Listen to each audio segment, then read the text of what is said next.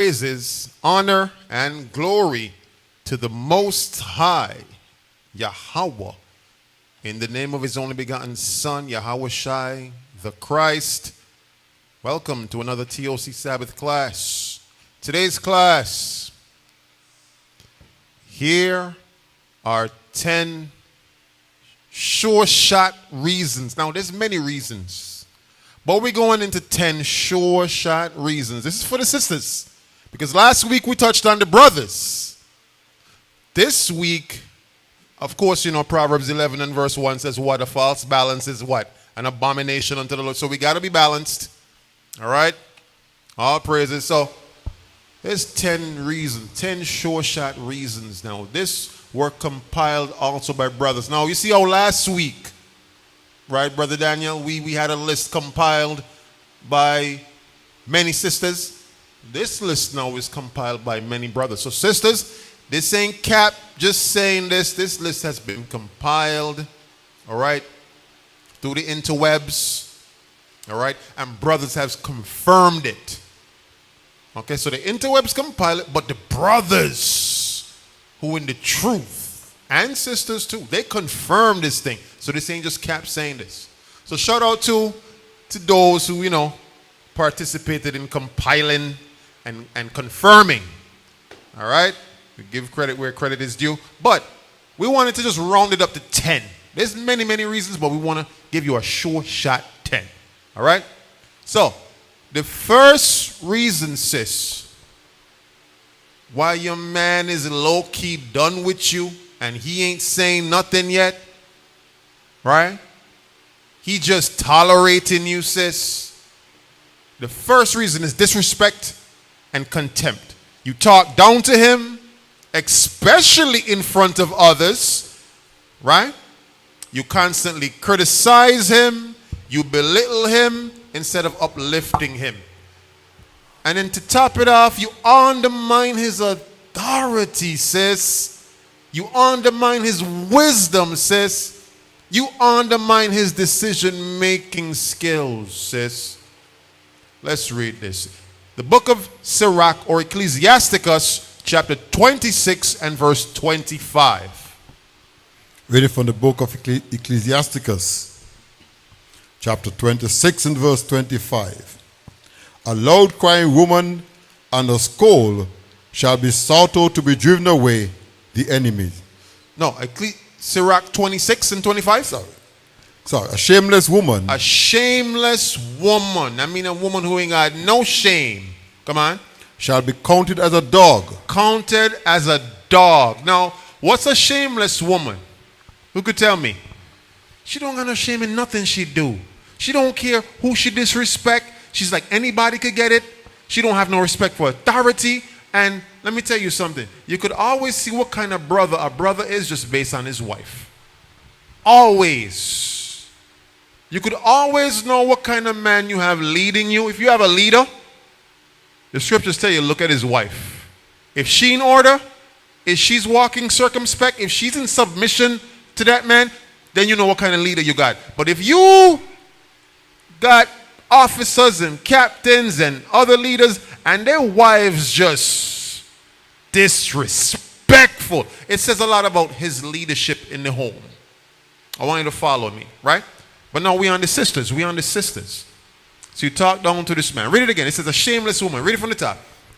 Reading from the book of Ecclesiasticus, chapter 26 and verse 25. A shameless woman shall be counted as a dog. A shameless woman. She ain't got no shame. She don't care how she talk to him. She talk down to him in front of others. She constantly criticizing and belittling him. She don't care. She's shameless. Read on. But she that is shamefaced will fear the Lord. A woman that fears the Lord will not gainsay her husband. What does it mean to gainsay your husband? Speak ill of him. And you don't care who you speak ill of him to. Your family, your friends, your mother, your auntie, your sister, your little girl groups that you be having. You're talking bad about your man. You're not supposed to do that, sis. Even if, let's say he is wicked. Let's say he is not becoming of an upright man. You do not gainsay him. Abigail never gainsaid her husband, even though her husband What was his name? Nabal? He was a wicked man. Wicked, wicked, wicked. But she never gainsay him. She never went in no girl groups to talk about how wicked her husband is. But her husband was a wicked man. What did the Lord do to him? What did the Lord do to him? What did the Lord do to Nabal? Killed him. Killed him. So sisters, let me say this. If your husband wicked and you feel like he wicked, leave it to the Lord. The Lord has a structure. The Lord has an order. The Lord not going to allow you to gainsay your husband. No, you in the wrong and he being wicked. No, he in the wrong. No, two wrongs. No, suddenly miraculously makes a right.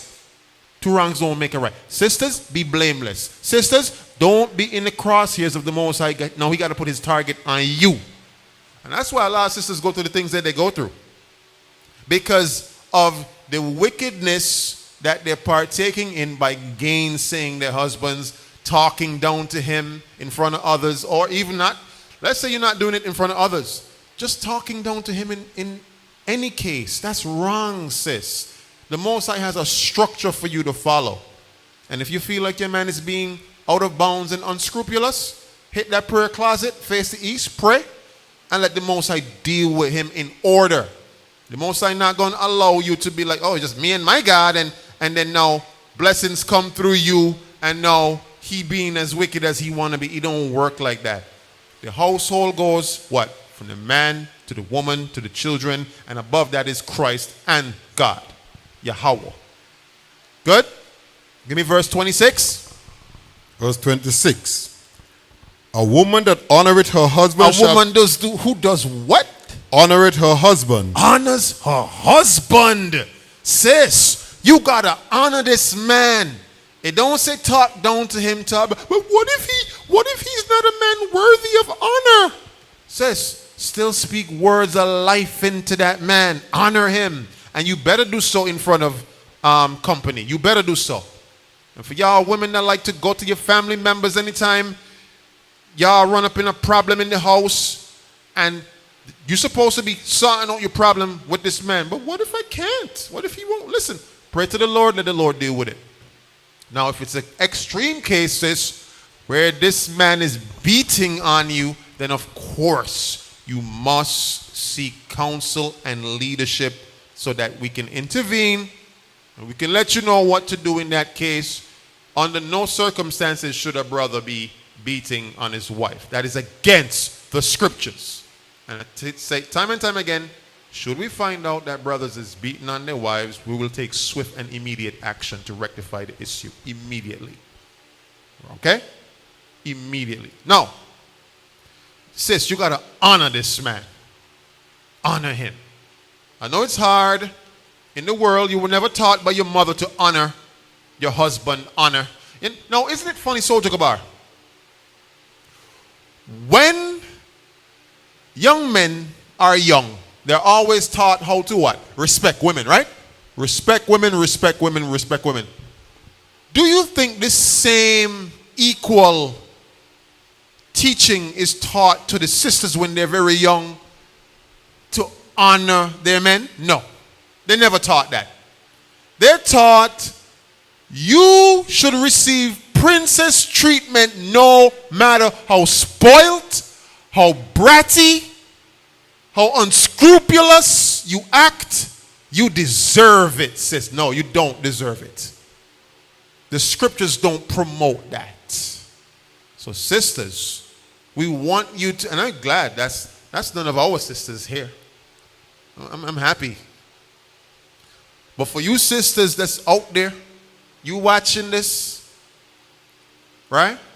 We want you to know something. You got to honor that man. And that's why he despises you. He hates you secretly on the low. He's done with you.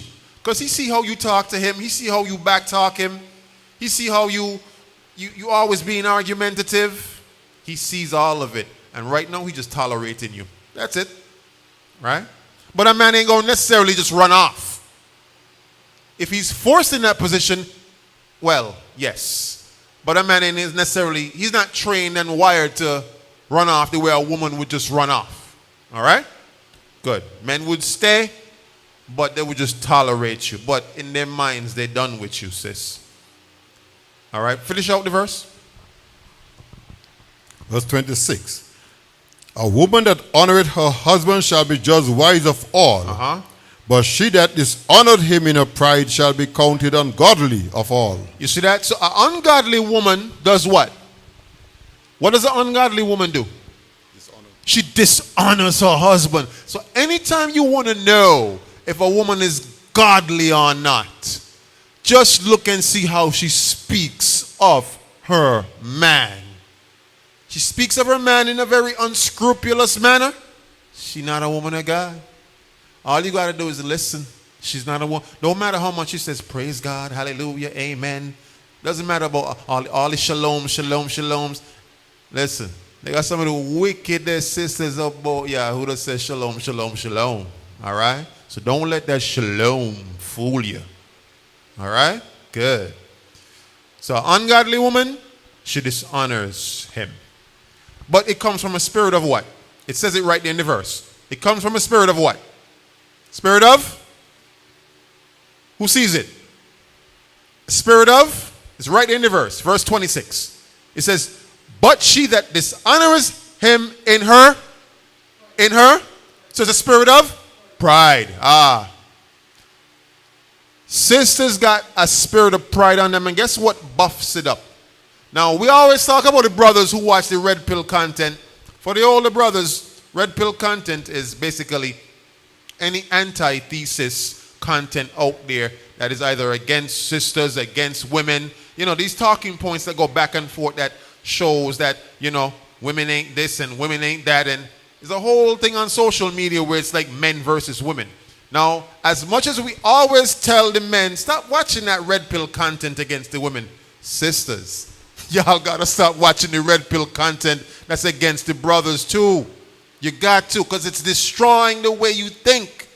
And you realize our race of people are the only persons who sit up together, bungle up themselves together, and talk about these talking points against the other gender all day on social media. Like other races are watching photography. Oh, this is a nice sunset. They're with their family, their children. Guess what we do? We sit up on social media all day talking about women ain't this, men ain't this. Oh, if he ain't paying for my meal, then says it. And it's like that stuff just gets into your head, and you just believe this is what life is supposed to be. As soon as you come off social media, babe, you ain't a real man. You ain't paying for everything in here. Then your husband watching you like, what? Where you learn this? Well, I was watching this podcast. And they say, if you ain't a real man, you ain't paying the whole bill. You ain't paying everything. I'm supposed to, my money is my money, your money is my money. What? Where you say that in the Bible at? Where do we get that from? Red pill content, sis. You got to stop watching a lot of that internet content that is wedged against the brothers. What they're trying to do is divide and conquer. Divide the brothers from the sisters, and we sit up all day on these talking points. Men against women, women against men. You understand that? But it's a spirit of pride is what is propagating this type of content. But it says it right here. A woman dishonors her husband in her pride. The spirit of pride. So that's one of the spirits you may not realize is actually dwelling in your household, sis. A spirit of pride. That's why you look at him that way. Right? With discontentment. You look at him in disdain, disgust. Like, watch him now. He ain't worth nothing. He ain't even paying for everything in the house. Red pill spirit of pride. You understand that? Good. The second reason, sisters, why your man secretly hates you on the low, why your husband secretly is done with you low-key, right? Is because you're lacking in the area of loyalty and trustworthiness. What that Chris Brown song say? These ain't loyal. Right. But the thing is, because Soldier Gabar, this new generation has now blurred the lines of what they think is loyal and what's not. And I've seen it. I've seen a sister who's supposed to be married, right? No, albeit she's not in the truth, but it shows you the mentality. She's sitting down in town on another man's lap, her friend, her quote-unquote bestie from school. Her husband walk up the street, see her doing that, and say, hey. Now, I guess he knows the young man. Why is such and such sitting on you sitting on his lap? You always overreacting. That ain't nothing. That's my friend from grade 2. And it's just like you always want to start an argument. And I'm there like, this sister serious? She's sitting on another brother's lap. And she's saying that he's overreacting. She don't see that there's something wrong with that. No, she doesn't. The way our people are wired today, they don't see things like that as disrespectful. You understand that? So, sis, you got to rewire what you think or deem is disrespectful or untrustworthy or unloyal. A lot of sisters out here are very unloyal and they don't even know it. They're out here talking about they got male besties. I dare anybody to show me in the Bible where a woman had a male bestie. Anywhere. Anywhere. That's not something your foremothers did. Your foremothers did not do that. The righteous daughters of Sarah, they never had male besties. No, Cap, there's platonic friends. Show me where. Now, I always give this test, sisters. If you feel like you got a male bestie, I dare you. I double dare you. Message him when you go home, whoever this male bestie you think is. Send him a message on WhatsApp and say, hey, going through a lot, feeling kind of lonely, would like you to come over and physically comfort me. He going to be there. He going to ask you, what time? I had something to do, but I'll drop that. I'm going to be. If you want to. Now, I'm not saying actually go through with it, but you will really see, because a lot of men like to say, whoa, no, I got a female best friend. I'm not attracted to her physically. Throw it at him. Throw it at him, see what he going to do. Sis, he's going to take it. Hate to break it to you, but it is what it is. So untrustworthiness, disloyal, but you don't think it's disloyal. No, sis, if you got a male bestie and you are thinking to yourself, when you go through things with your man, you have him there so you could call up and, listen, there's a saying that I know from the world. It says a shoulder to lean on is a rod to bounce on. And some of you sisters have learned that the hard way before, and you're going to learn it as well for those of you who don't believe the words that's coming out of my mouth right now. A shoulder to cry on is always a rod to bounce on. And that's just the hard truth. Because you're delusioned. You are naive. All right? But you're going to be the female that's talking about, we wasn't supposed to do that last night. But yeah, but sis, you're being simple. The scriptures show you how to maneuver and operate, but you're not operating like that. He's my friend. No, he's not, sis. He's just in line. He's just waiting. And let me tell you, sisters, something before we go to the scripture. A lot of men who you think are your friend, they're just in line because they couldn't get you because you are with your current spouse, your man. They couldn't get you at that time. So they settled for second in line, third in line, fourth in line. So they just, literally, they got men. And trust me, men know because men get together and men talk. They be like, I just waiting for bro to slip up because I know bro going to slip up. And once he slip up, I'm right in there. You understand that? So they're not genuine friends. They're just in line. No, Cap, he's my real friend. He bought a chicken pasta for me when I was hungry. Well, he brought it up. Okay, sis. All right, sis. You're going to learn. Give me Ecclesiasticus 9 and verse 9. Let's show you, sisters, how to operate in this truth. The book of Sirach, chapter 9 and verse 9.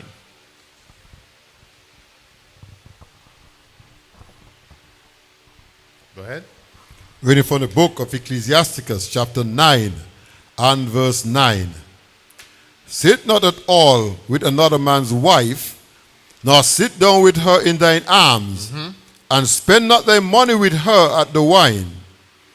lest thine heart incline unto her, and so do thy desire, thou fall into destruction. You will fall into destruction, because the way the Most High wired the interaction between men and women when they're alone together, you having intimate moments, this is what's going to happen. So to the men, let me just say this. Do not sit alone with another man's wife. If you go out somewhere and you see your quote-unquote friend from high school and she's sitting over there by herself, right? Don't go over there and sit down. Hey, so how is John doing? Oh, he good? Yeah. What you doing? You just alone? We all there around the drinks, man. Y'all start drinking, talking about the old days. Eventually, y'all gonna be like, so how things really with you and him? Man, it's been bad. Man, you wanna get out of here? Let's get out of here. Let's go somewhere. Y'all end up on a drive somewhere, and then boom, before you know it.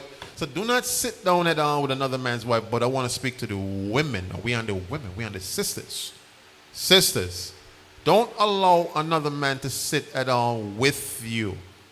And I'm glad again that's none of the sisters here, because they've learned how to operate and maneuver when it comes to interactions with men. Listen, the sisters here, they learn quick. The sisters here, they advance quickly. They come into the truth and they start learning. Listen, they don't even look at other men in the eyes, deadlock with them. Listen, our sisters, for those of you that are watching and you haven't met some of the sisters here. These sisters here don't hug men. They don't. That's not the culture here. We don't do that. These sisters here, they're married. They're not out here hugging other men, embracing other men. They don't do that, because they understand the principle and the values behind not sitting at all with another man's wife, and the spirit behind that. Okay, and they understand spiritual concepts too. Like, spirits can transfer. Remember that. Watch who you embracing. This spirit could rub off on you, transfer over to you, right? So our sisters, what they do, even when somebody from high school see them, and they're like, sis, how you? Our sisters just take a little step back and just put their hand here and say, shalom. That's what they do.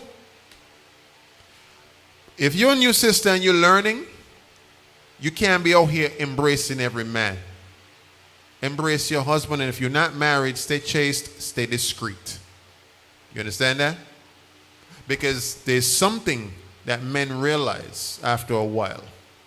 When a man realizes that you entertain other men, you always flirting, right? In his mind, you're being unfaithful. He can't trust you, right? You're keeping secrets about important things. Now, for the sisters, I got to big up all the sisters who, when they come home, they let the husbands know off the rip, like, hey, babe, I was at work today. This gentleman, he tried to give me his number. He tried to, give me flowers. He tried to, because, a lot of sisters work in customer service. And they have some very unscrupulous men out there who would absolutely try to slip you a Mickey under the counter, and they got some men. Listen, they'll be in line at the bank and they'll be like, my turn next. I ain't going by this. I want to go by this one. And they're going to wait because they got the note already prepared. Listen, they don't prepare that thing since they left from home. Like, I'm going in the bank today. I'm going to see the sister, but I'm going to go by her. He letting everybody go ahead. Yeah, you go ahead. You could go. I'm like, what? I could go? Yeah, you could go. Go ahead. Just waiting for this one. He know what he's planning. But there's sisters who, even if they get the note, they just throw it away. Come home. Hey, babe, I was at work today. This guy tried to slip me his number and da-da-da-da-da. Be honest with your man. Be real with your man. Because guess what? This is what's going to happen. The moment you forget to be real with him is the moment that he finds something on you or around you or in your phone or so, and be like, babe, how you ain't tell me about this? Oh, yeah. And it just seems not authentic. It seems like you just got caught. Even though you might be telling the truth. You might actually be telling the truth. But because he saw it and you didn't tell him about it, now it comes off like what? Like you're lying. And now in his mind, he's like, noted. This can't be trusted. Nope. When a man start getting despondent like that, says, let me be the first one to tell you, he starts exploring his options. He may not tell you. He's out here like this. You know, when the sun in your eyes, he out here like this. Turn on the lights. I'm looking for. He doing this. And he's considering different, because in his mind, should the day come where this becomes a reality, and he's already prepared himself for it.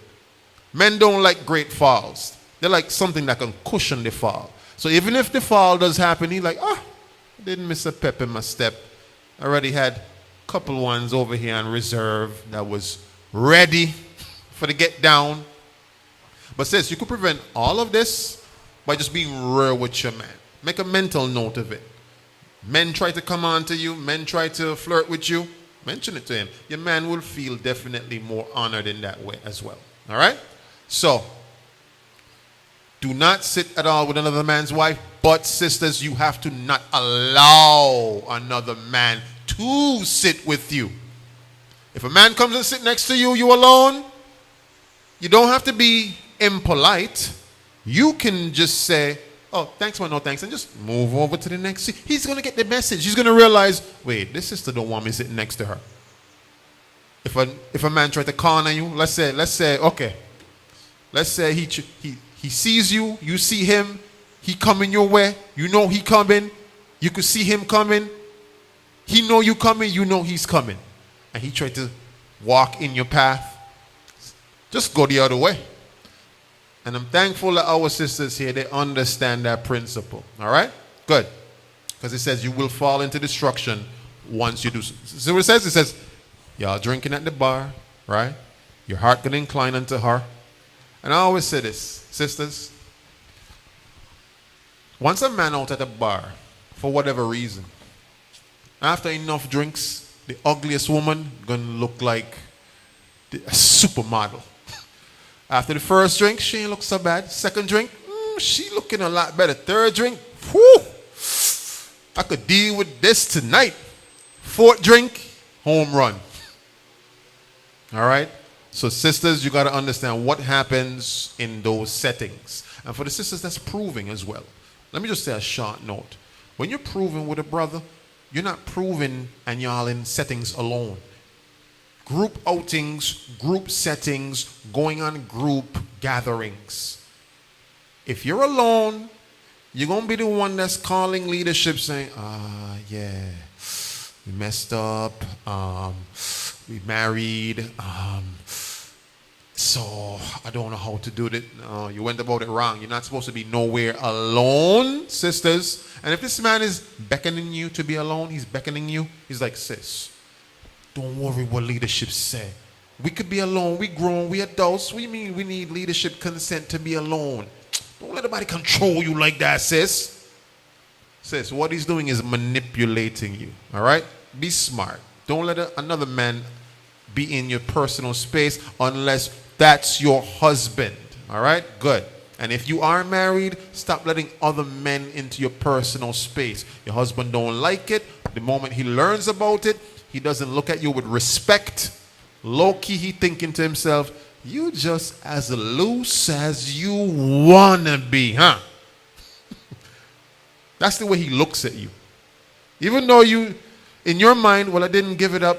But in his mind, you're loose as you want to be. You're just going to let anybody just sit down next to you, talk to you, raps you down, flirt with you, give you the winky eyes, you laughing. Oh, sisters, you're here laughing at every other man's jokes except your husband. That's not going to sit well with him. All right? He don't like that. Don't do it. Control yourself, sis. All right? Where we at? Give me the book of Sirach 25 and 20. Let's go back to Sirach 25. Sirach 25 and verse 23. 25 and 23.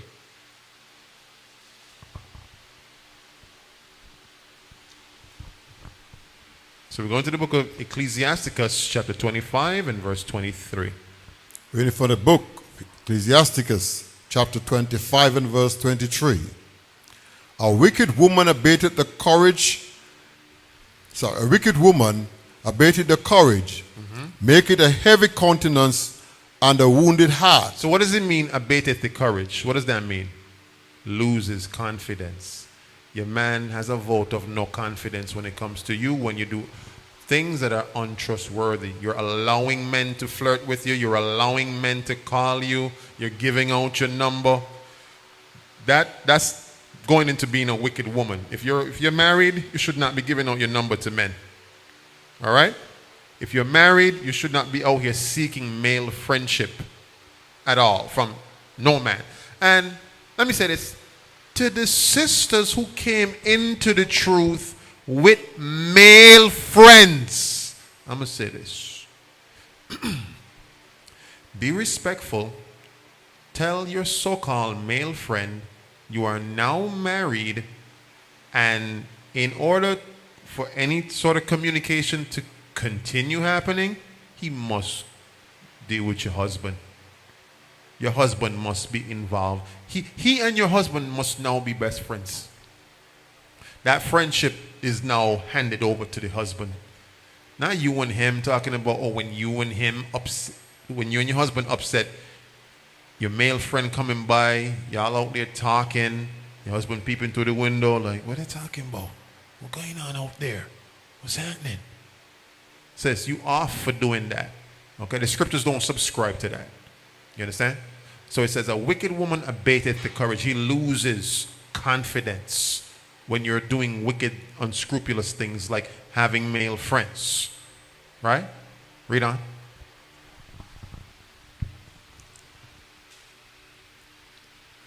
A woman that will not comfort her husband in distress, make it weak hands and feeble knees. So when y'all going through problems, you're supposed to comfort your husband, and your husband's supposed to comfort you. Not you out here turning to, let me call my male bestie.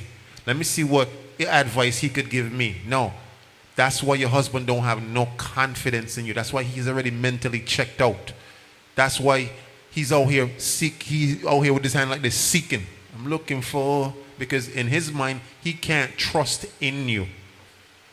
Because you're trusting in other male friends, other male representatives to represent how you feel. When you're supposed to comfort your husband, seek that from you. But I can't really talk to him. Yes, you can. You just don't want to talk to him. Sometimes all you need is a little counsel, all right, to get back in that space where y'all can speak to one another. Stop always running to external factors when you're going through what you go through with your spouse. Stop doing it. It makes your husband seem like the relationship is very weak. It abateth the courage. Makes him very not confident. All right? It maketh weak hands and feeble knees. Y'all supposed to be a strong couple together. Why is it a man and a woman holding hands together, facing forward, with a man in between both of y'all? Imagine that you're holding hands with your wife, like this. Both hands. And there's a man standing in between you and your wife. That is off, sis. Of course he's going to be looking elsewhere. Of course he's going to be done with you. All right, the third thing. The third thing. We get this a lot as well here in St. Kitts because of the type of upbringing a lot of sisters get. The third one says is you act too masculine and you act into male-centric and too male and too dominant, right? You're trying to control, you're trying to lead the relationship instead of allowing him to lead. You want to lead on the same level that he leaded at. You're all here talking about, I ain't got no head, you ain't my head, but we partners, right? We're co, right? So you're trying to control our lead, and you're trying to compete with him rather than complement him. Now, I always say this, men and women have different roles. It says, understand your role, function in your role, flow in your role. Same thing for your husband, he has to flow in his role. Both of y'all don't have the same roles. Understand that early. So stop trying to compare your role. Let me say this. Sisters, if you're comparing roles, well, how come you as a man, you're doing this and me as a woman have to do this? The Most High never set y'all up for the same roles. You ever go into any job and everybody in there working in the same post? No, there's managers, supervisors, general managers, CEOs, come right down all the way from different departments, HR, come all the way down to the mail room or the mail office worker or the messenger. Everybody don't have the same role. So understand your role, function in your role, and flow in your role. All right? Good. So now you're trying to act too masculine, too dominant. You're not allowing him to lead. You're competing with him rather than complimenting him. And here's another big thing that a lot of sisters do. You always want to be right. Always want to be right. You never, ever accept the fact that you could be wrong. You ever ask yourself this question? And brothers and sisters, always ask yourself this question anytime you're going back and forth in an argument. Could it possibly be that I could be wrong? It's always a question to ask yourself. A very introspective question. All right? And if the answer is yes, then just humble down. Humble down says you could be wrong. All right? Good. So you refuse to be soft and submissive when the time calls for it. And the time that calls for it is every time. Every time. Every time. All right? Let's get Ecclesiasticus 36 and 22. The book of Sirach, chapter 36 and verse 22.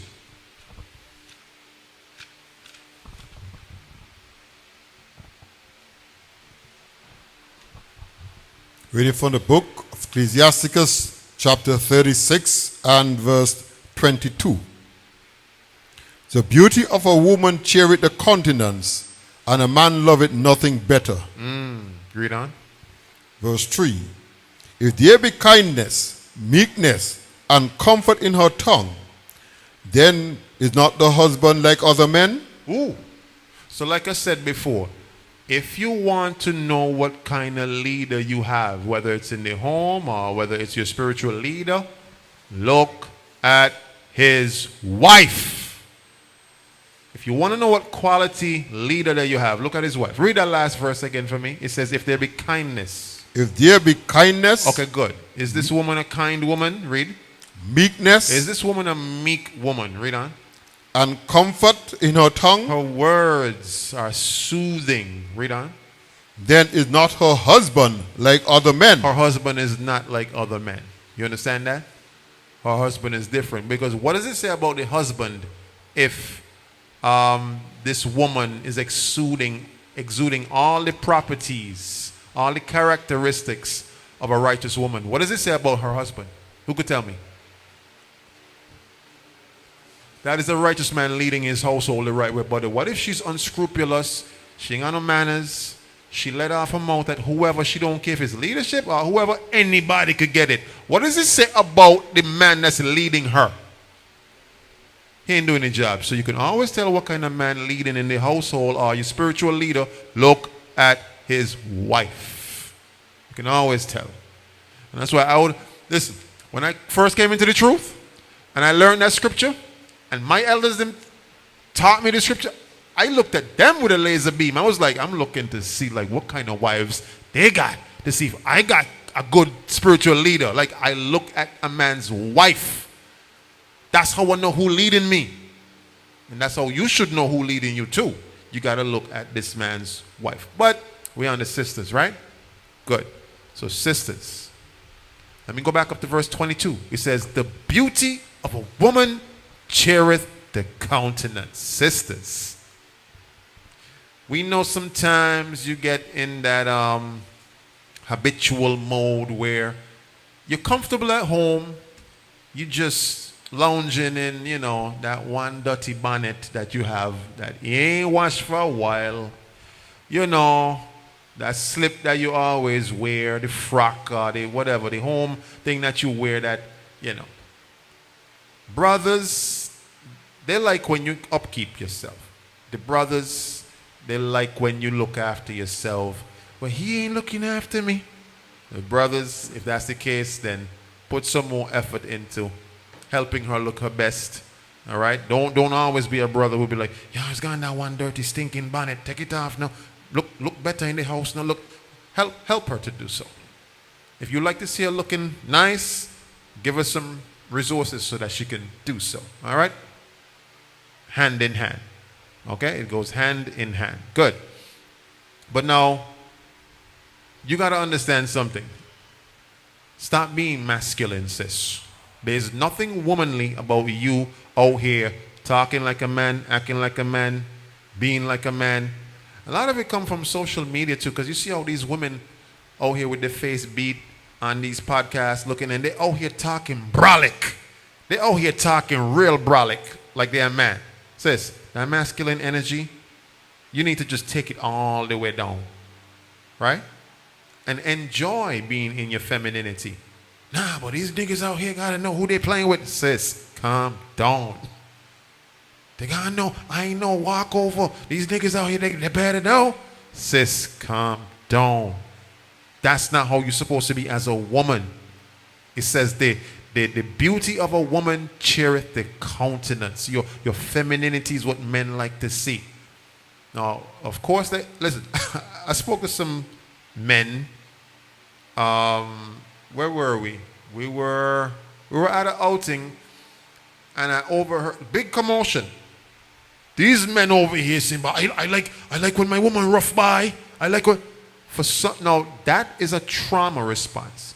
There's a lot of men who they like saucy women, they like argumentative women, they like women who got a mouth on them. They like what, brother?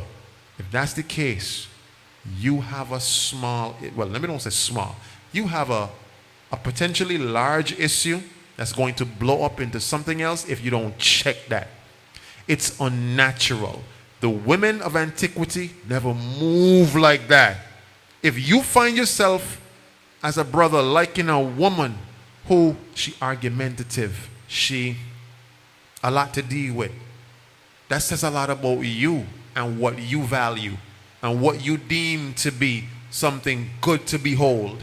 You got to check that out, brothers. But we ain't on you today. We're not on the brothers today. Sisters, if you're acting that way, talking about, I's a lot to deal with. Any man that checking me, he better know I'm a lot to sis, no man, let me put it. No real man wants a lot to deal with. No real man wants an argumentative woman. No real man wants a woman who out here acting very masculine and very male-centric. We don't want that. Because when the men out there in the world and they gotta come home, they want soft, nice, feminine. Hey baby, how was your day? Oh man, it was a rough day. Come, let me give you something to drink. Thank you so much. He don't want to come home to, yo, where you was all day, man? Like, he don't want to come home to that. Your voice sound deeper than his. Who you think you're talking to, man? Who you think you're talking to? There's two men live in that house. All right, so sis, your femininity matters. Men like feminine women. You know, there's some women who are a little bit more hairy than others, sis. You got to control that. Like, yeah, you got to make sure your legs is on point. Those hairs that like to, because men like feminine, delicate things. I don't want to be in a house and I'm in the bed chilling with my wife and rubbing down her foot and her legs feel hairier than mine. I don't want, that feels like you're going to make the man jump out of a scary dream like he thought another man in the bed with him. He wake up like, yo, who that? You understand? So sisters, your femininity matters. Now we know some women got more hormones than some and you can't control your hormones, but you can control your appearance. So some women, you know, have ingrown hairs in certain places, like, you know, under the chin and stuff like that. Just take care of that. A little, you know, what you call that, waxing. Yeah, do your waxing, do all of that. Do all of that, sis.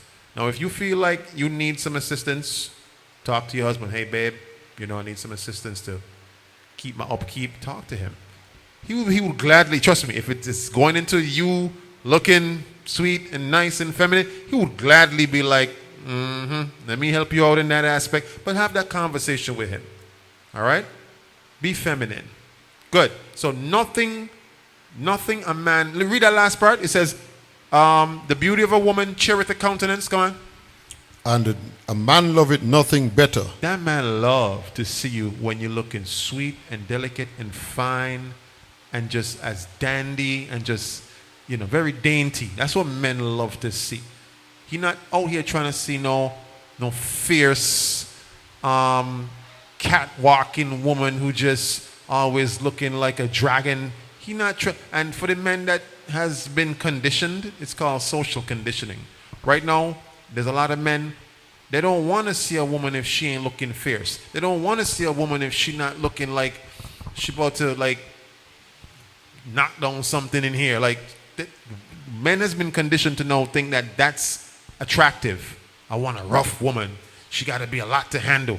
I like that. No, you've been conditioned. Okay? You've been conditioned. Sisters, bring it all the way down. Come back to your femininity. All right? Because I'm going to tell you something. He online looking at other feminine women, imagining what it would be like to be with them, while you out here acting like a whole dude. You understand that? So don't do that to yourself, sis. All right? Come down to verse 24. Ecclesiasticus chapter 33, verse 24. He that getteth a wife, he getteth a possession, and a help like unto himself. A help like unto himself. Come on. And a pillar of rest. A pillar of rest. Yeah, a pillar of rest. Not a pillar of stress. A pillar of rest. That's what you're supposed to be to your man. A pillar of rest. Not stressing him out.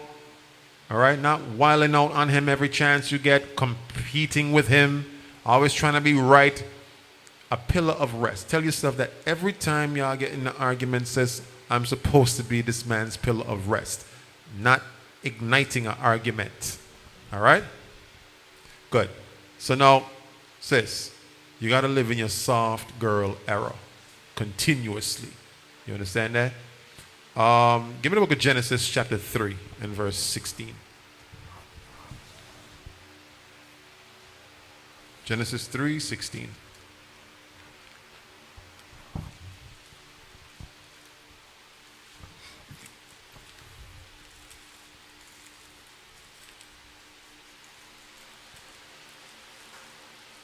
Go ahead. Reading from the book of Genesis chapter 3 verse 16. Unto the woman he said, I will greatly multiply thy sorrow and thy conception. In sorrow thou shalt bring forth children, and thy desire shall be to thy husband, and he shall rule over thee. So from the beginning, the Most High basically put the woman in that position where her desire is going to be towards her husband, and he shall rule over you, right? So that's the position that you as a woman supposed to hold and keep as a woman, right? So don't try to fight against the scriptures. Don't try to go against the scriptures, all right? Allow this man to righteously rule over you. Let's go back to the book of Sirach, 26 and verse 13. Ecclesiasticus chapter 26 and verse 13.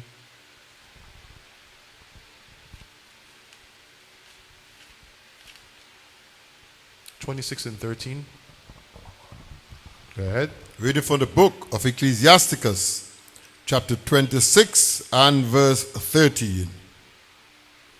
The grace of a wife delighteth her husband. The grace. Women, you're supposed to have grace. Walk with grace, speak with grace. I don't know how some men love some callous women. You're very callous, right? Just, you hear them speak and you're like, I wish I never heard her speak. But who you think you're talking to? Like, what? Sis, I don't like to hear women that sound like that. Speak with grace, sis. All right, read on. And her discretion will fatten his bones. Her discretion, all right? A woman that's wise and knows what to say, when to say. She has discretion, all right? That will fatten the bones of his husband. What does that mean? That will fatten his bones. You're going to stress him out less. She's not yapping off his ear.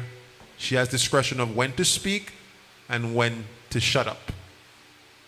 Because when a woman stresses a man out, if you ever wonder why men have a lower mortality rate, it's because we deal generally with more stress than women do. And one of the added things that a man deals with is the stress of a woman. You want to see what bring a man either small or take him out of here? The stress of a woman. It can lead him to just check out mentally and physically. All right? But that's what it says. When a wife is being discreet, that will fatten his bones. In other words, that would add years to his life. So if you have a wife that does not stress you out, you have a chance of actually living longer. But when you have a wife that does stress you out, your life expectancy goes down. Understand? Sisters, understand that. You're making this man life expectancy go down.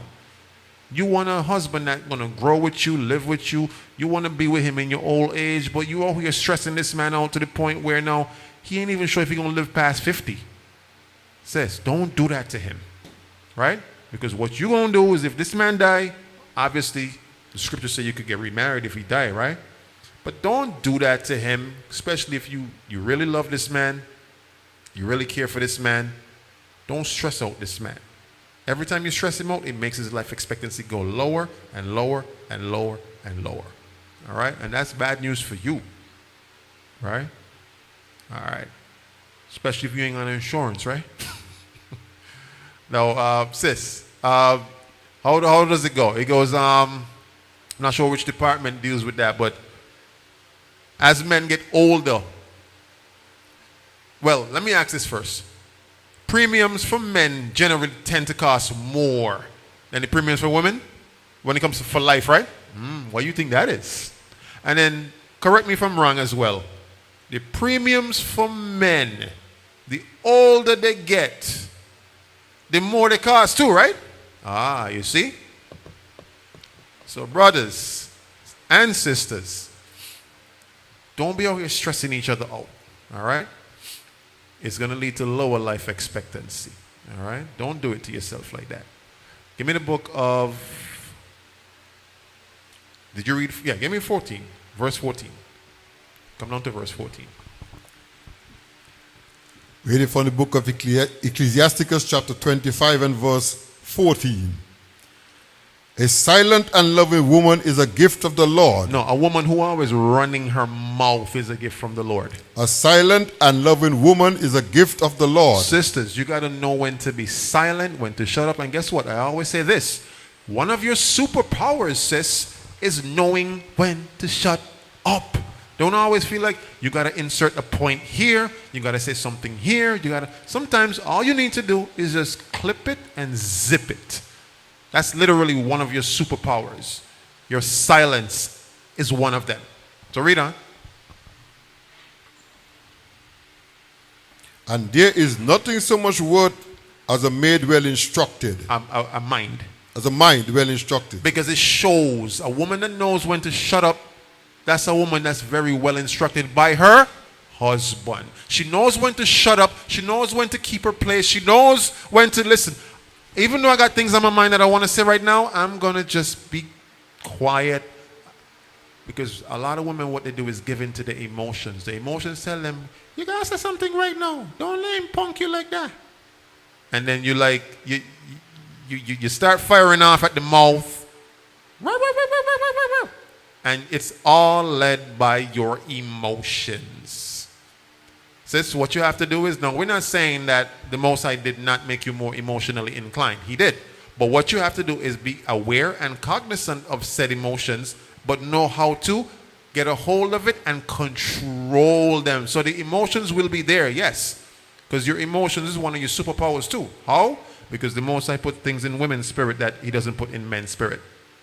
He uses the woman to impart certain things to men as well. But y'all ain't ready for that conversation. Sometimes when your woman getting a sixth sense about something, she right. She knows because the Most High put it on the spirit to tell you, but to do it in order. put it on her to give it to you so now you can make the final decision as the man. That's what he does. So women are they're wired more emotionally. The Most High made them like that. But, sis, what you have to do is be aware of said emotions, but don't let your emotions run you. Who you think you're talking to? You better give him a piece of your mind right now. And then you fire off at the mouth, and then you say some words that you can't take back. That's why you and your mother just are like, what, sis? He not going to forget that, you know. Sis, calm down. Before you say something that you cannot take back, calm down, get a grip, hold your emotions and say, emotions, I know you want me to say something right now, but the Bible says that when it comes to a silent and loving wife, that is a gift of the Lord. All right? And I do have a mind well instructed, so I'm not going to fire off at this man right now. Give me verse 15. Verse 15. A shamefaced and faithful woman is a double grace. Double grace, come on. And a contented mind cannot be valued. Okay, good. So now, there's no value to a woman who's operating with that spirit. Right?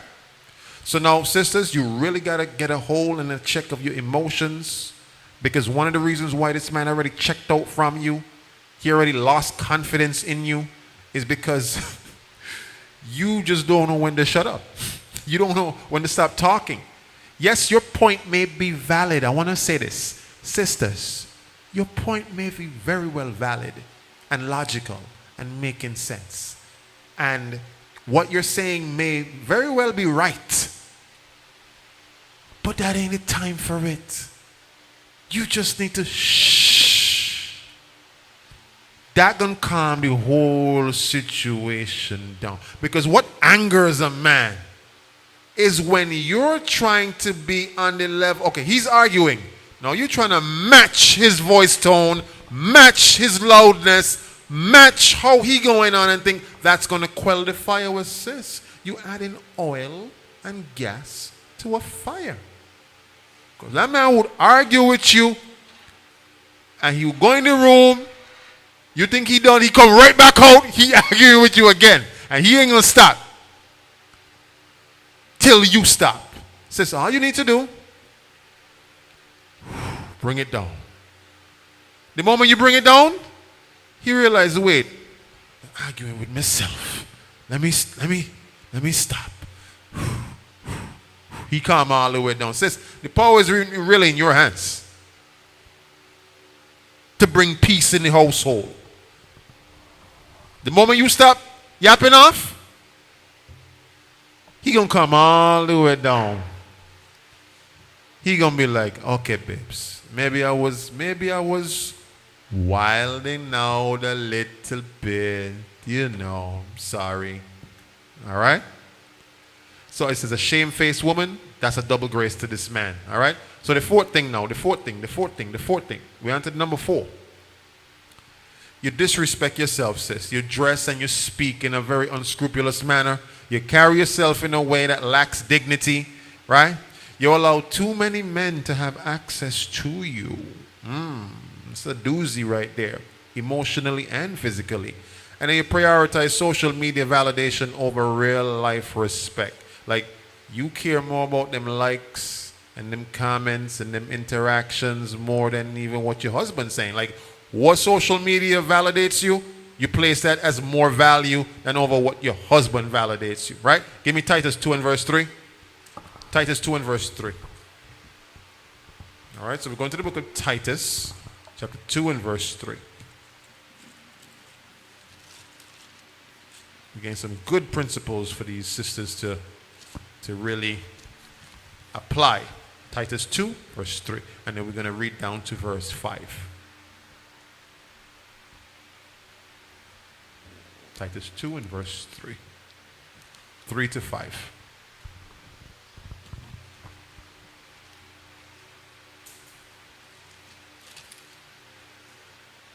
So sisters be disrespecting themselves, dressing, speaking immodestly, allowing too many men to have access to them. Read that for me.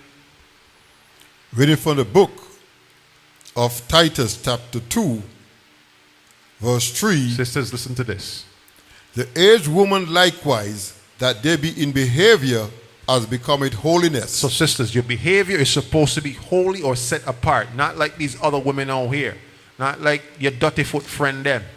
Your dirty foot friend them, they ain't following the scriptures. Stop trying to be like them, act like them, because you're going to bring that behavior home and your husband not going to appreciate that, and he doesn't appreciate it. That's why he looks at you with disdain, because you and your friend, and he's always like this, you're the only one in your whole friends group that you married to a righteous man, you're keeping the commandments, but the rest of your friends doing hood rat stuff.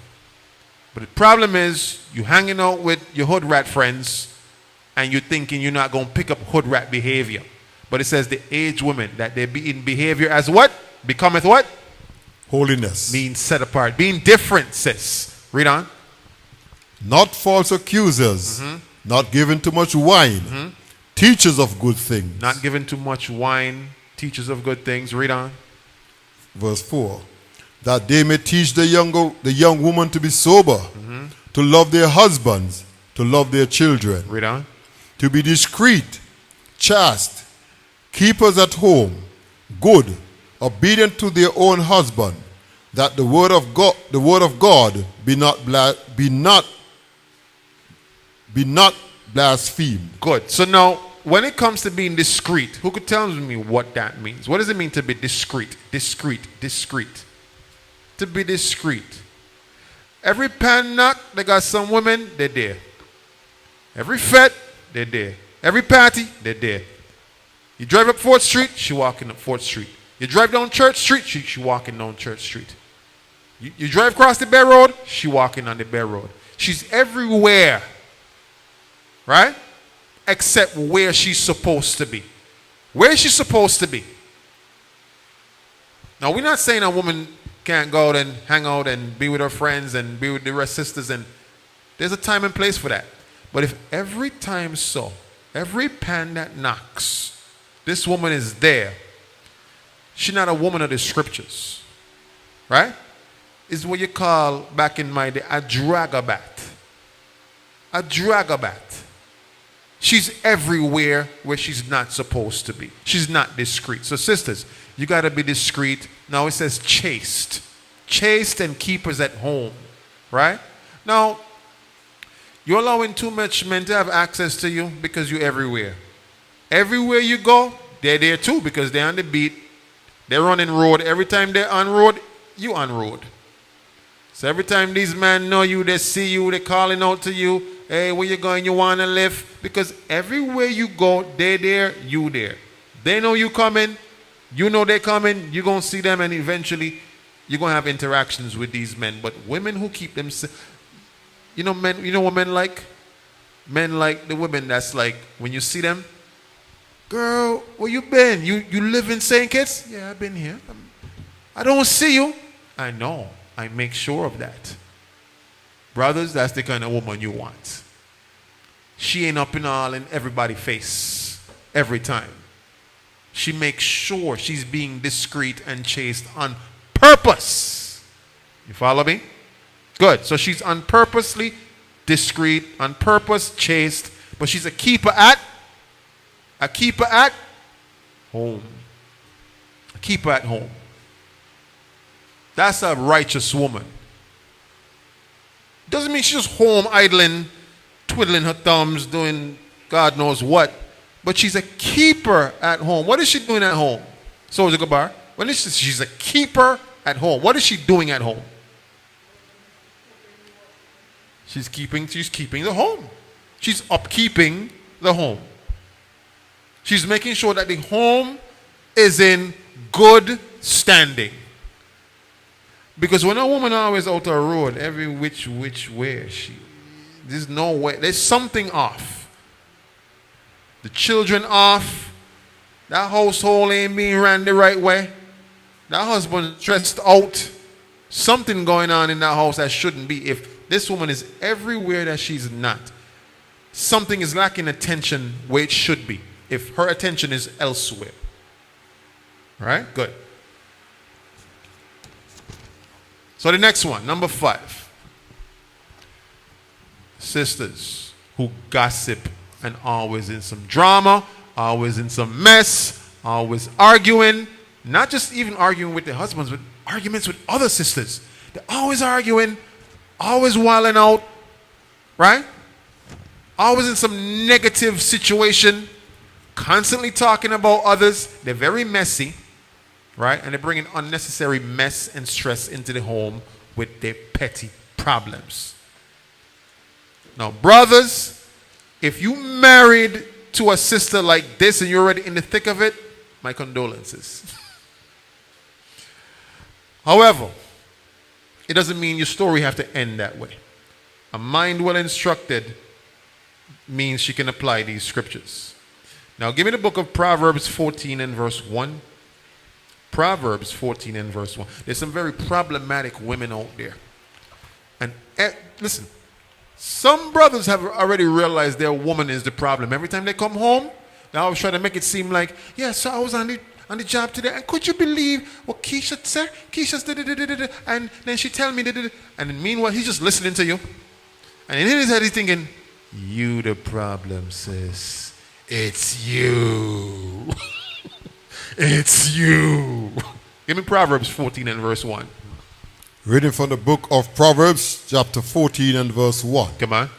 Every wise woman buildeth her house, but the foolish plucketh it down with her hands. So a wise woman is going to build up her house. She's not going to bring stress in her house. She's not going to bring problems and all that drama into her household. She's going to build up her house. But the foolish woman, what she does, she brings it down. She always bringing some stress and some drama home.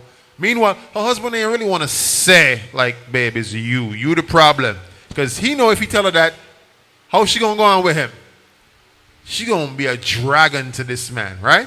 So he has to just sit there, nod his head, and be like, oh, this is how you know a man don't necessarily agree with what you saying. He can just nod his head and say, for real? That's crazy. He'll be like, oh, I feel you. Oh, for real, babe?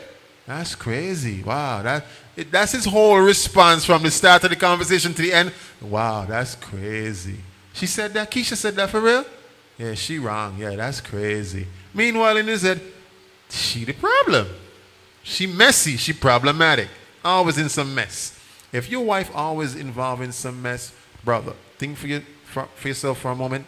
She might be the problem. You understand that? Good. Give me the book of Sirach 7 and 26.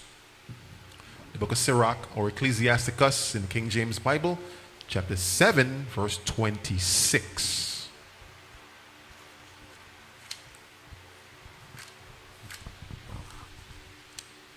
Go ahead.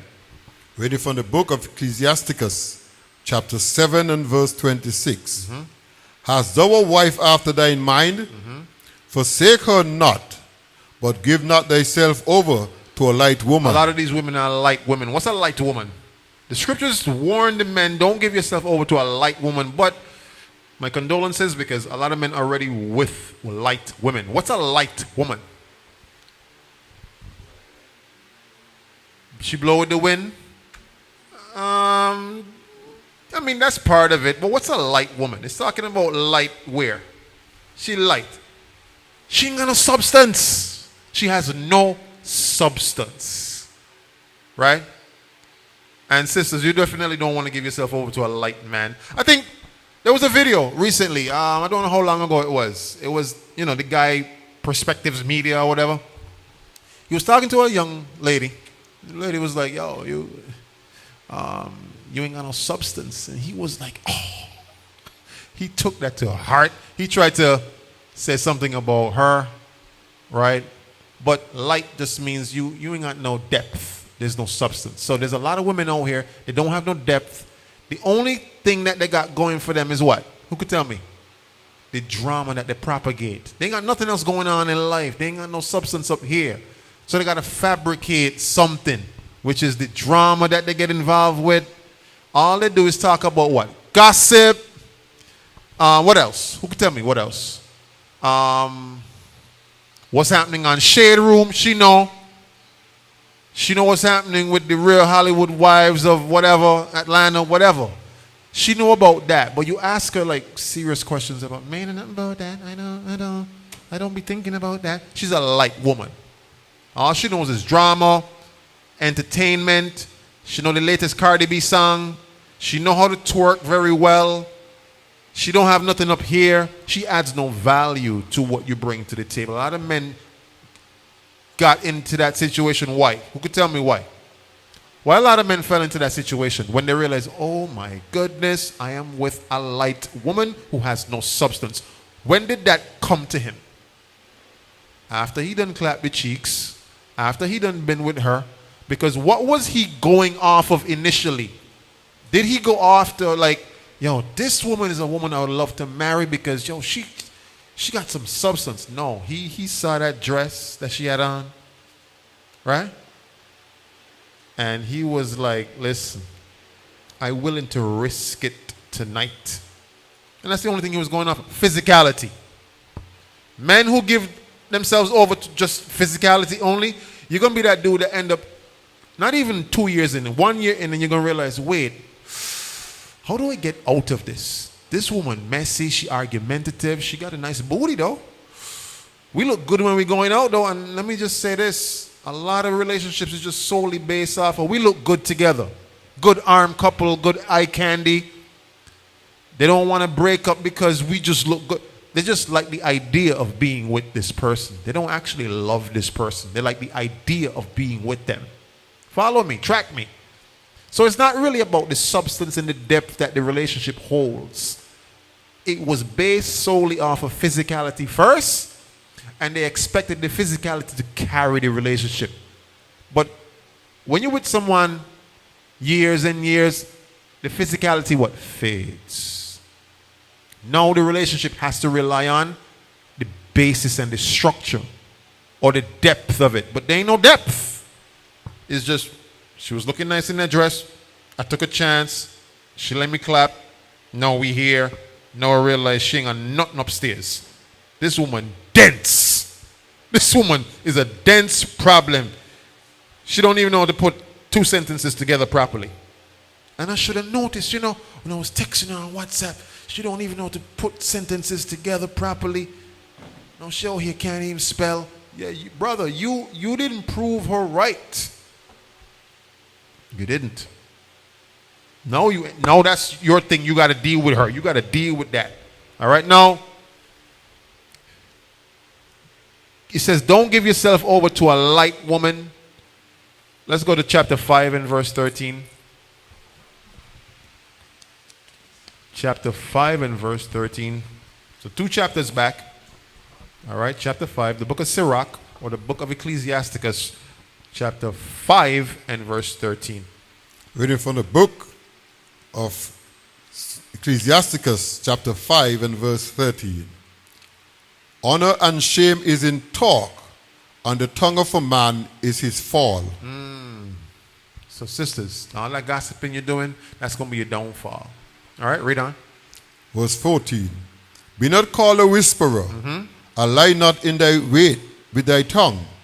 For a fool's shame is upon the thief, and an evil condemnation under the double tongue. Evil condemnation under that double tongue. Sisters who love to gossip, you got to stop gossiping. Now, I heard one sister say this. If they go by a hairdresser or a nail salon, and all they do there, all the nail tech or the hairdresser does is chat other people's business, they said that's the last time they're going back to that nail tech or that hairdresser. Why? Because they know if they can talk other people's business with you so casually, the moment you step out of their chair, what they're going to do to you is talk the same, or even worse.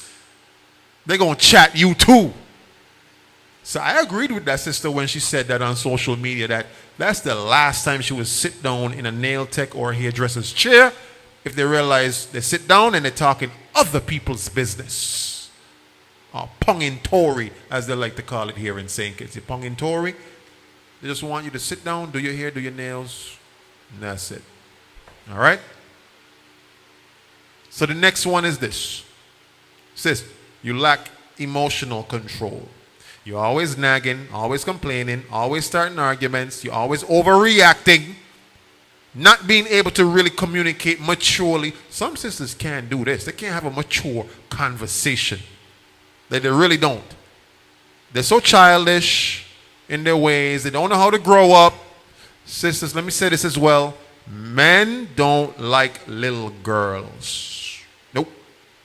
I'm not talking about whether you're being goofy or not. You could be goofy with your man. It's just you and him.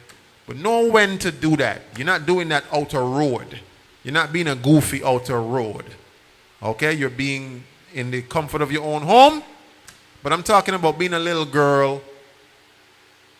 You never take accountability. That's what little girls do. Women, and a lot of women, even sisters in the truth, they hate accountability. They hate that thing. They run from that thing like the plague.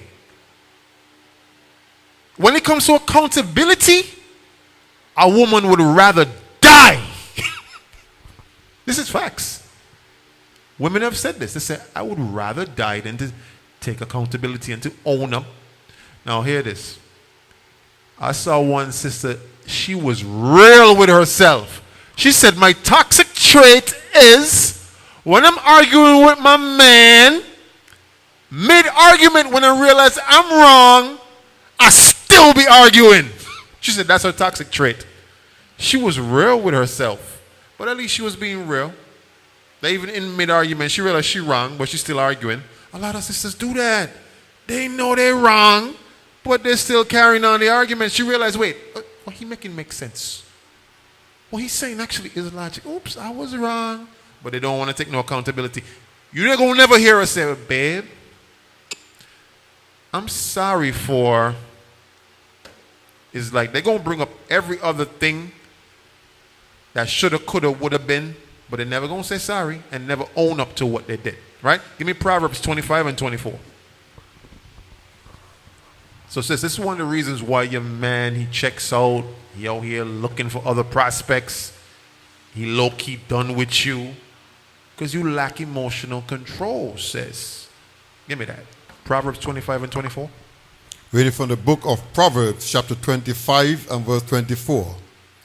It is better to dwell in the corner of the housetop than with a brawling woman and in a wide house. It's better. The Most High said it's better to be in the corner of a rooftop than to be in a house with a brawling woman, a dragonous woman, an argumentative woman. She always starting arguments, always nagging.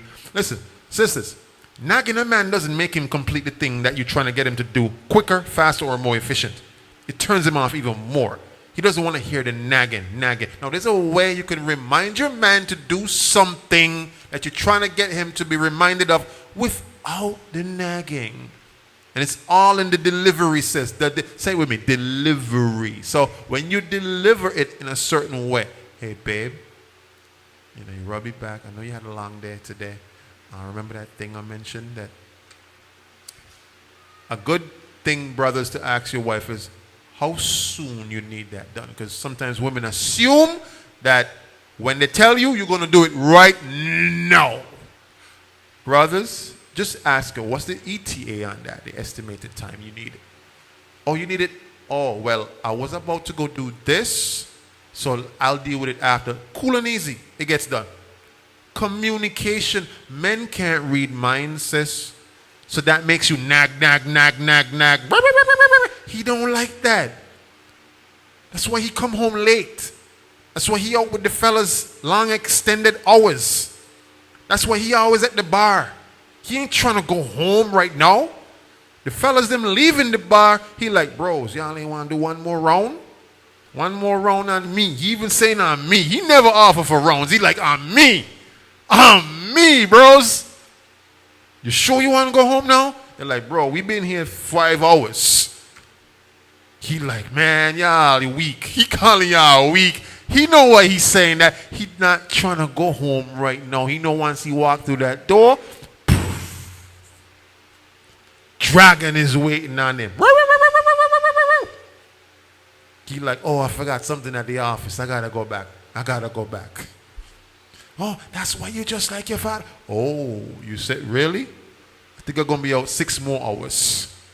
6 more hours. All right? So It's better to live in the corner of a housetop than in the house of a brawling woman. All right? Give me the next. Read on. Oh, that's it on there, right? Yeah, that's it on there. That's it on there. Now, we already read that in the book of Sirach that a silent woman is a gift from the Lord. Yes? Give me James 1 and 19. All right? James 1 and 19. St. James chapter 1 verse 19 says, sometimes you just got to calm it all the way down. Don't let your emotions run with you. Because that's going to make you hold on to grudges. All right? James 1 and verse 19. Reading from the book of James, chapter 1 and verse 19. Wherefore, my beloved brethren, let every man be swift to hear, Slow to speak, sis. slow to watch. Sometimes you don't even let this man finish a sentence, sis. You cutting him off. You ain't want this man speak. You're not letting this man speak, sis.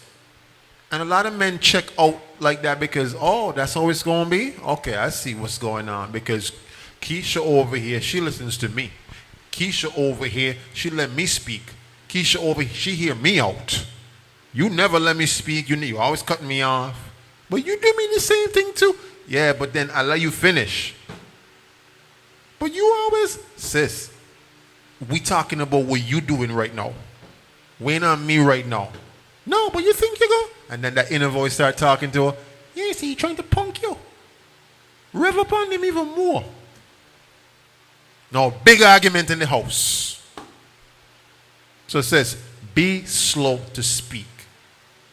Right? Don't be so quick to fire off. All right? Give me verse 20. Verse 20. For the wrath of a man worketh not the righteousness of God. The wrath of man. So you could tell a woman is not righteous if she always in the spirit of what? Wrath, wrath, wrath. That's not the kind of sister you want to be with. And that's why men, if they're already with that such sister, they want to check out. They want to be out. They're like, yo, they ain't got a space on the roof. Kind of bros like, yo, you got extra room over there? They're like, yo, what's going on with you? Nah, I just need somewhere to stay for the weekend. I just need somewhere to crash. You know? This woman driving me crazy, right? Says, don't be that sister, all right? Give me the book of Proverbs 28 and verse 13. And it says, when you act like that and you don't take accountability, sometimes all your man want to hear is, babe, I'm sorry for XYZ. If your man hear that, that would quell so much of the fire. All he want to hear is that, but some women rather die than to take accountability, right? And to admit their part in the wrongdoing, their fault in the situation that contributed. Read that, Proverbs 28 and verse 13. Reading from the book of Proverbs, chapter 28 and verse 13. He that covereth his sin shall not prosper. Sis, if you cover in your sins, you ain't taking accountability, you cannot prosper. Your marriage will not prosper. Sis, take accountability. Saying I'm sorry for XYZ never kill nobody yet. But you feel like that's a shot to the heart, right? Like taking accountability is going to take you out of here, right? Sis, it's just called humbling down. All right? So he that covereth his sins shall not prosper. Come on. But whoso confesseth and forsaketh them shall have mercy. Shall have mercy, not only from your husband, but from the Most High. He could bless that marriage. He could infuse life back into it. You're going to have mercy. But when the Lord has no mercy on you or your relationship, He's going to rip that thing apart. He's going to ensure and make sure that y'all don't dwell in the same space anymore. Rip that whole marriage apart. You understand that? Give me the book of Sirach 32 and 17. The book of Ecclesiasticus 32 and verse 17.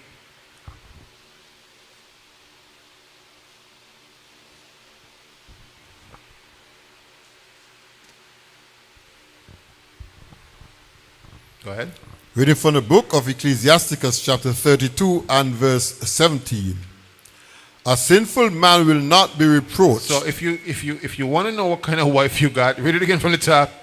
A sinful man will not be reproved. He will not be reproved or corrected. Says sometimes he's just trying to correct you and show you where you went off and show you your mistake and show you.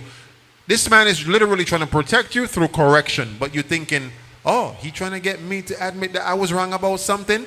And then now you try to argue more with him. Says he's just trying to get you to admit your fault so that we can move on. So that you can learn from your mistake. That's all it's about. Learning from your mistake. But you don't want to accept that you made a mistake. That's why it says, a sinful man shall not be what? Reproved. He will not be corrected. But what kind of man? A sinful man. So how you know what kind of wife you got when she doesn't want to be corrected? She doesn't want to accept accountability. What kind of wife you got? A sinful wife. And that's just the harsh reality of that. Right? Says, you got to change. You got to readjust, accept accountability, say, I am sorry, forgive me for. And if you don't know what you did wrong, ask your husband. He gonna tell you. It's very simple. Well, I don't know what I did wrong. Hear him out, sis. Hey, babe, could you tell me what did I do that was wrong in this situation?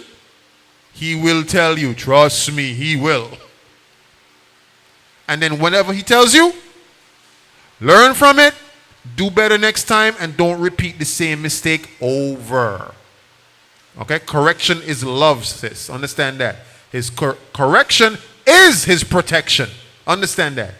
His correction is his protection. He's not trying to be this maniacal, crazy dictator who's trying to manipulate you and have you to be a doormat and a floor mat to control your every action. He's trying to protect you, sis.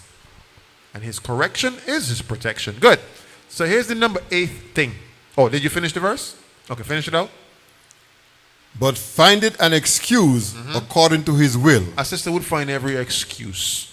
Every single excuse to not accept accountability. She'd say, well, maybe it's this, or maybe it's that, or maybe accept the thing that the elephant in the room is everything else except the thing that she knows. Mind you, within herself, she knows what she did and what she did was wrong. But she don't want to accept it. So she would point to every other thing. And she would even bounce it back on you. Like, it's you. It's you. Right? Sis, that's being sinful. And also it's going into you. You're not liking correction. You're hating correction from this man. And it also, read the last part again. But find it an excuse according to his will. It goes into you finding excuses. All right? According to your will. According to what you want to do. All right? So the 8th thing that really makes your man hate you on the low, he despises you secretly. He's not telling you this, sis. He's not telling you. This is all thoughts he's had run. But I'm going to be the mouthpiece for him. I'm going, so that I put you on the game, sis, so you can start, you write down these things so you know you don't fall into this problem. Right? He's not going to tell you, but I'm going to tell it to you for you. All right? I'm going to be his mouthpiece. Number 8, you disrespect his time and his effort. You don't ever appreciate what he does, or you always expect more. And then even when you do, you give these backhanded compliments like, yeah, it's good, but you know, it could have been better. You never speak life into him. You just always got to put down, down, down. Speak down to him. Could have been better. You know, it's never good enough. You know how you're making that man feel? He got to deal with so much in the world already. The world already tells him he's not good enough. The world already tells him he's not qualified enough. That he's an unqualified king. To come home to you also telling him that he's not good enough. It's never good enough. Sis, let's be real. If you don't speak life into him, someone else will. And you can't be mad and upset when he's gravitating towards who is speaking life into him. Now you're like, oh, so you rather, yeah, he He does. Let me first tell you, sis. He rather. Men go and gravitate to where they're celebrated, not where they're disrespected, not where they're spoken down to. They go where they're celebrated. They go where the love is at. And if the love don't reside in that home, he doesn't want to be in that home. So you can't be, oh, here upset. Oh, so you're gravitating over there? Yeah, he's going to gravitate over there. You understand that? Give me Ephesians 5 and verse 33. Ephesians chapter 5 and verse 33.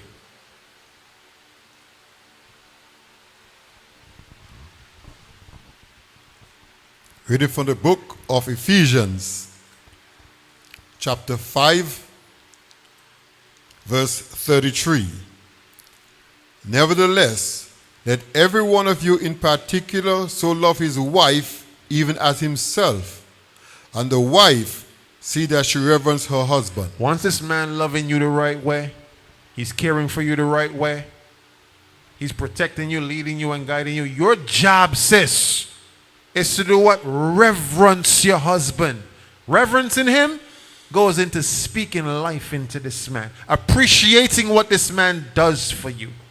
Right? Now, brothers, to the soldiers and the brothers, here's a question. Does your wife appreciate you and your efforts? If she does she say it to you? By show of hands, the brothers. Does your wife show you and tell you? Okay. See, so I tell you, our sisters here, they're about it.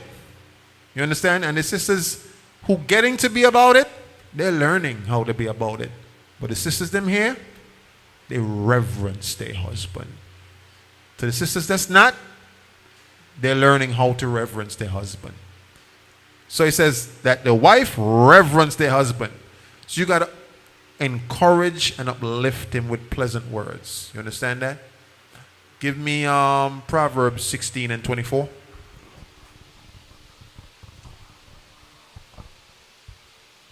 Sis, you got to encourage him. You got to uplift him. All right?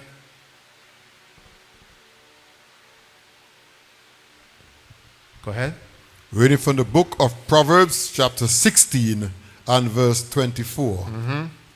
Pleasant words are as an honeycomb, sweet to the soul and health to the bones. What type of words? Pleasant words, uplifting words, encouraging words. That's what makes his soul full. It gives health to his bones. Not everything this man do, you're like, well, it all right, but it could have been better. Nah, come on, man. Come on. Don't do that, sis. Speak words of life into this man, all right? Good. Especially, he's doing his job. He's making sure he's leading the right way. Come on, sis. Or he's at least trying. You see this man making an effort. Come on, sis. Praise his efforts, at least. He might not be doing everything right, but the things that he is doing right, come on, sis. It don't take nothing from you to just praise this man for his efforts, right? Right. Good. It says these women reverence their husbands. Okay. So, you got to be grateful, sis. In everything, give thanks. Encourage him to do better. Even if you feel like he's not living up to his fullest potential, with your sweet words, encourage this man. Not in putting him down, but encourage him. Baby, I know you got this. Baby, whatever challenge comes your way, I know through the spirit of Yahweh Hashem Yahweh Shai, we're going to get through this and we're going to get over this hump. We're going to together, we're going to channel this storm together. Speak those words. But you're all here speaking destructive words to this man. Everything you start, you never finish. Everything you do, you're never consistent. Everything you embark on, it never turns into nothing. Sis, what do you think that's going to make that man feel? He's going to make him check out. He's not going to listen to your words, but he's going to gravitate over there where he's celebrated. You understand that? Good. So be grateful, sis. Recognize his efforts, sis. And in everything give thanks, just like 1 Thessalonians 5 and 18 says, in everything give thanks. Here's the second to last one. It says, you're trying way too hard to be independent to the point of now neglecting him. I don't need no man. I'm with you, but I don't need you. What is it? To the left, to the left? You're replaceable. It says, when you tell him stuff like that, like you're replaceable, you know what that does to that man? That lets him know, well, I'm just literally 1 second away from her being out, so I might as well do it myself. I might as well off the relationship myself, because if she keep reminding me over and over, you're replaceable, then he's going to definitely choose actions that prove that, okay, since I'm replaceable, let me do it first. Good. So you're too independent, sis.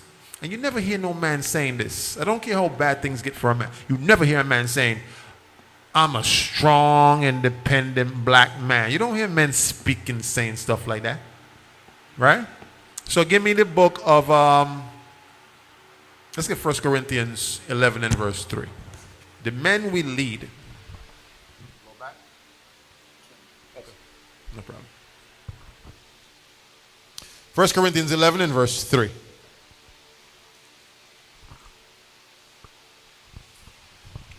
Reading from the book of 1 Corinthians chapter 11 and verse 3. Come on. But I will have you know that the head of every man is Christ, and the head of the woman is the man. No, I'm an independent woman. No, sis. The head of every man is Yahushua, the Christ. The head of the woman is the man. The man. That's not independence. That's you being dependent on your man. You need your man and your man needs you. All right? Read on. And the head of Christ is God. Good. The head of Christ is God. So God ordered and he ordained structure in relationships. All right? So a woman should not reject a man's leadership in the home. You should not be doing that, sis. God has a structure that you should abide by. If you want the blessings to flow through that household, he can only flow it in a way that is in order. Because God is a God of what? Order and structure. Let everything be done decently and in order. Right. Good. So sis, do not reject his leadership. All right. We already read in Sirach 26. When a man has a virtuous woman, his days is going to be double. All right. She brings peace to this man, not stress. All right, so the 10th thing now, the last thing, all right, we kind of touched on it earlier a little bit, but now, sis, when you're being harsh, aggressive, right, you're talking like one of the guys instead of carrying yourself with grace, you're rejecting traditional feminine roles, and you're making him feel unnecessary, you've single-handedly destroyed your own relationship when you're going to do that. Give me Proverbs 31 and 26. Proverbs 31 and 26.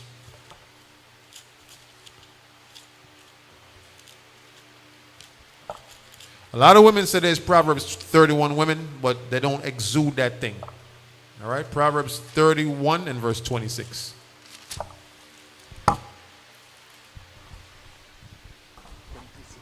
Yeah, 31 and verse 26. Reading from the book of Proverbs.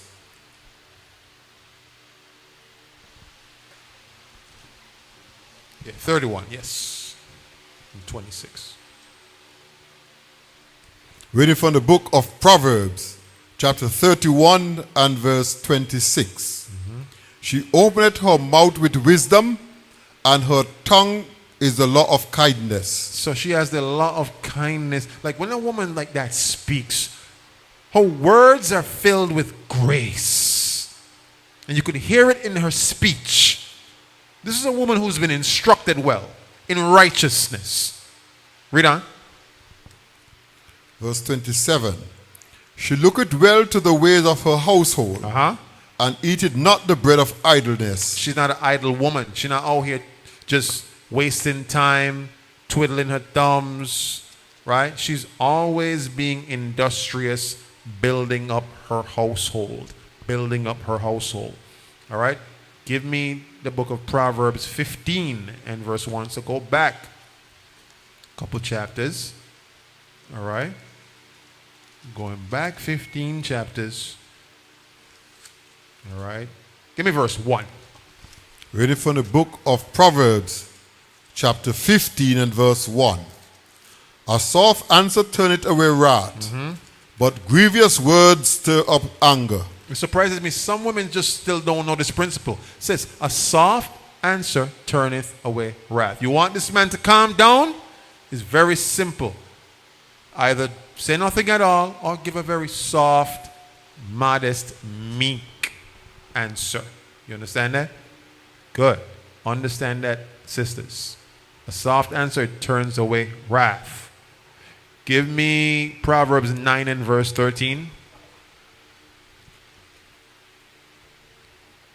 Sisters, you got to know when to just zip it and clip it. That's not going to make this man listen to you more.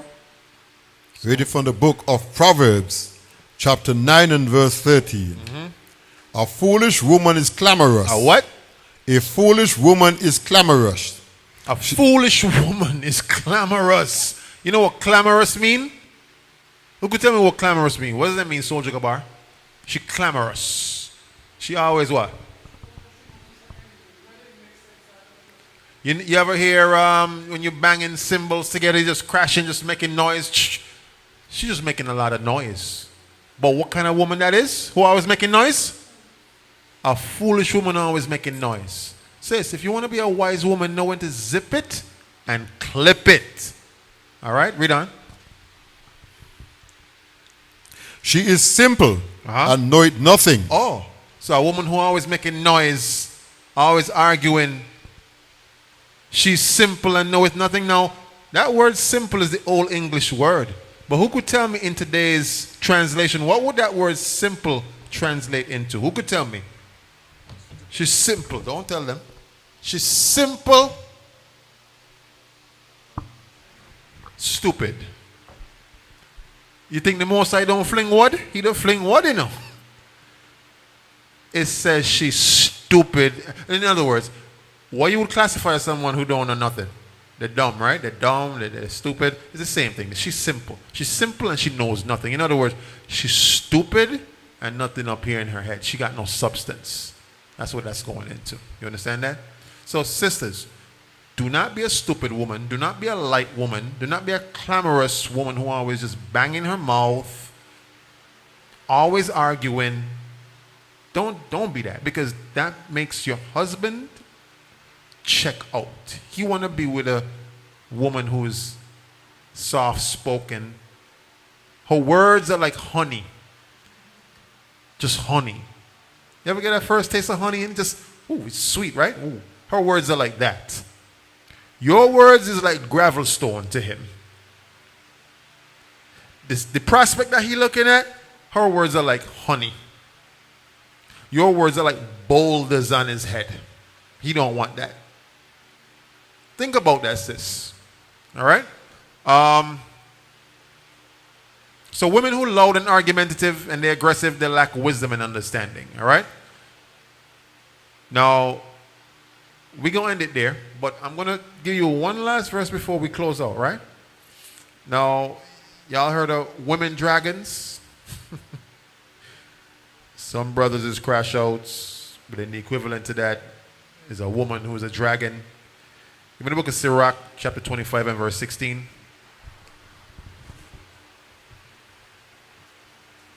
They got dragons and scorpions.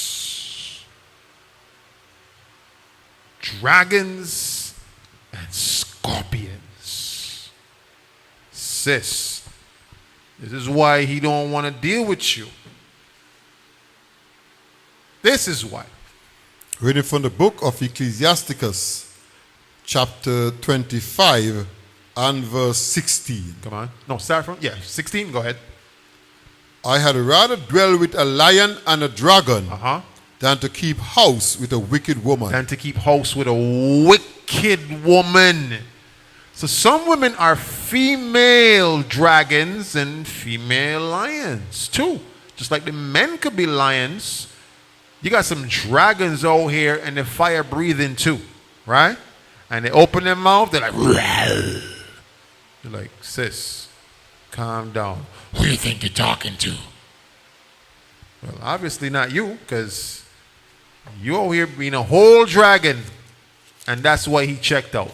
Right? Give me the next verse. Verse 17. The wickedness of a woman changeth her face and darkeneth her countenance like sackcloth. How many of you know you could see the wickedness of a woman in her face? Y'all know that? Yeah? Okay. So you could look upon a woman and see it from a mile away. You could know if that woman is wicked. You could know what she's into. You could know if she's lustful. You could know if she's a whore. You could know if she into debauchery. You could know just by looking at her face. And I've always seen women who were in the truth. When they take pictures, they check it out. Any woman that you know that was in the truth before, go back and look at her pictures. When she was in the truth or around the truth, her face have a different countenance, a lighter countenance. Check her face after she left the truth. It like her face has gotten hard, chiseled, and turned into like that of a demonic spirit. Just check it out for yourself. So whatever a woman is into, you will see it written all over her face. You can't hide. It's just that they got some brothers who just can't see it because they're into wickedness too. They like to see wicked women. So to them it looks normal. But if you in the spirit of the truth, you're going to know when a woman looking wicked. Give me Sirach 26 and verse 7. Ecclesiasticus 26 and verse 7. Reading from the book of Ecclesiasticus, chapter 26 and verse 7. An evil wife is a yoke. Come on, read it. You see, the thing is, right, I got to show y'all something. This is so real that, you know, they say art imitates life and vice versa. Like, this is so real. A lot of brothers is dealing with this. But the way the Bible describes this, you can't help but to realize how the Most High is a mastermind. Ready from the top? An evil woman is a yoke shaken to and fro. He that hath hold of her is as though he held a scorpion. They got some women out there. They're so wicked, Soldier Gabar. Right? Dealing with them is like holding a scorpion in your hand, and that thing will just release a venomous bite onto you. Right? Sting you. And that's how some of the women in Israel, it's like dealing with them is like holding a scorpion. Brothers, you don't want that. And sisters, you don't want to be a scorpion in this man's hand. Because what's going to happen is you're going to come to the end of your life and you realize the Most High did not accept you. And you thought because maybe you were married to this man who's in the commandments, you thought the Most High would have just readily accepted you because of your husband, not realizing you're going to have to answer to the Most High for yourself. So don't be a wicked woman. Don't be a wicked sister. Don't be a wicked wife. You understand that? So, when it comes to a wicked woman, you never want to be that.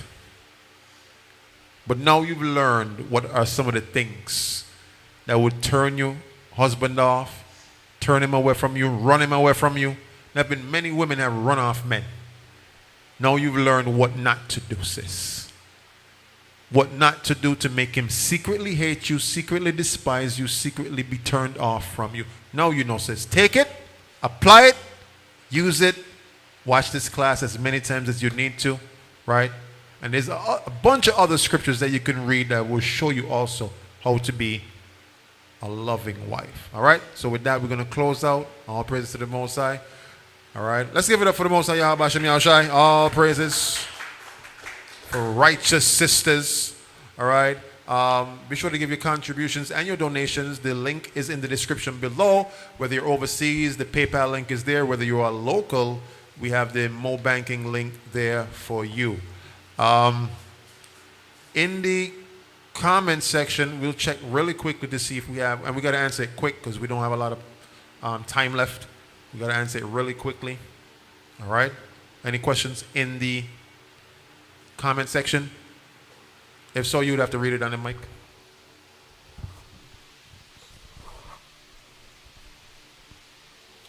Shalom, Cap. Most in Christ bless. Most in Christ bless, brother. We have a question from the live coming from Brother Yawasap. Brother Yawasap. First part of the question is, this became into effect after sin, Genesis 3:16. At the end of this verse, did Adam not have rule over her before sin? He had rule over her before sin, but it had to be reinstated, and put into ratified in effect, codified. Let's use that word, codified. All right, because remember, Adam got the laws breathed into him when they sinned and went off, just like the book of Deuteronomy and the book of Leviticus. These were things that were breathed into us, but had to be codified now, because we went off. So now everything got to be now codified, structured. You have something there physical for you to now go back and refer to. So yes, it was breathed into Adam before, but now we had to be reinstated and ratified once again once you go off. And every time once we go off, you need something to refer back to. Okay. Because now it's almost like it has left your spirit. All right? Okay. Also, was the woman desire not to him before sin? It was. But again, just the same answer I gave. It has to be re-ratified back into our people, because once you go off, it's like you leave the presence of the Most High. And that's why David said to the Most High, I pray you don't take your Holy Spirit away from me, because once the Holy Spirit leave you, it's like everything you learn, what's going to happen?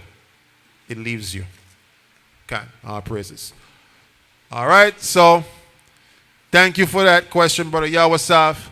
All right, our praises. And happy new moon again. All right, to each and every one of you celebrating the new moon. All praises to the Most High. We're going to close out now. All right, so we're going to see y'all in the next one. Shalom.